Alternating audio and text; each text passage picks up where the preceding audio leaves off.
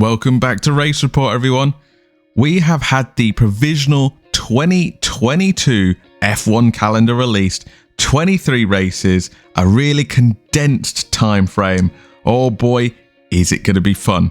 Let's get stuck straight in. I'll throw it up on screen for you now so you can see the layout itself. But one thing you will notice straight off the bat is we are starting in Bahrain rather than Australia next season.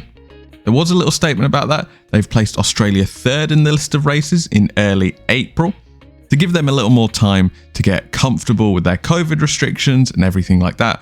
Obviously, Australia is one of the ones that has dropped out for the last 2 years due to their COVID restrictions in the country. They've opened up a little bit more now, and F1 is confident that race will go ahead. They're just providing them a little bit more time. So we do get started in Bahrain, just like we did this year. And we're actually staying in the Middle East for Saudi Arabia in the second race as well. That first race gets started on March the 20th of 2022. Then, like I said, Australia's third race. Then the fourth race is usually going to be China. However, China has dropped off the 2022 calendar. There are assurances that it was not gone forever though. Obviously, we have missed it, just like Australia, the last 2 years due to COVID restrictions in that country. And now it is missing from the 2022 calendar, but they have reassured us they can and will restore that to the calendar as soon as conditions allow for it. But for 2022, it will be replaced by Imola on April 24th. The fifth race on the calendar is going to be our new race, Miami in the United States on May 8th. That is going to be fun. I've looked at the plans for that race. It looks like a wild track. So hopefully, fingers crossed, that's going to be a fantastic race. I can't wait for that one. Then it's back over to Europe for the Spanish race in Barcelona on May 22nd, followed by a double header where we go to Monaco on May 29th. Then we head over to Azerbaijan, June 12th, followed by another cancelled race in Canada. Man, I've missed Canada so much. June 19th, fingers crossed, Montreal holds up.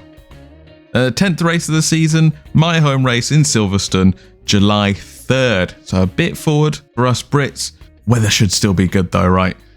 And that kicks off another European leg, a monster European leg for the season. Next up, we're in Austria, July 10th, followed by France, July 24th. Hungary, July 31st. Then we have our summer break before we go to Belgium on August 28th.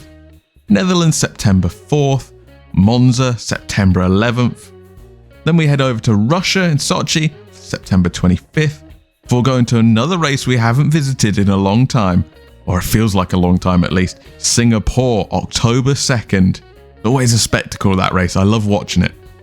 And of course, immediately after that, we go to another cancelled race that we would have just had this season if it went ahead. Japan at Suzuka, of course. October 9th next year, that's happening. After that, we're heading back to the United States for our regular race in Austin on October 23rd, followed by Mexico, October 30th. A nice double header there. And we head down to Sao Paulo in Brazil. And then, of course, our season finale will take place in Abu Dhabi, November 20th. Whew, that sounded like a lot of races in a very short amount of time. And you might be wondering, why does it end on November 20th when it could go a little bit further, like we are this season, for instance? And that is because the World Cup is taking place in Qatar at the end of November, so they want to get the racing done before the World Cup starts, so people aren't choosing, or do I want to watch the football or do I want to watch the F1? You know, that kind of thing. So they've really condensed this down. Plenty of double headers and tons of racing, 23 races.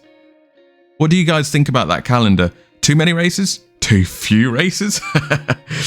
Is there anything that excites you about that calendar as well? For me personally, I'm looking at that Miami race and I'm quite excited. So looking forward to that one for sure. And of course, all our returning races as well. It feels like it's been forever since we've been to Canada and Australia.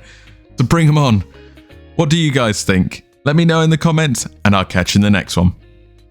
Thank you so much for watching that video. I really do appreciate the support. If you want to see more from me, I'm going to put a couple of extra videos on the left-hand side of the screen here for you. Just go ahead and click on one of those. On the right-hand side of the screen, I'm going to put a subscribe button. If you want to support me and support the channel, I very much appreciate it. Thank you.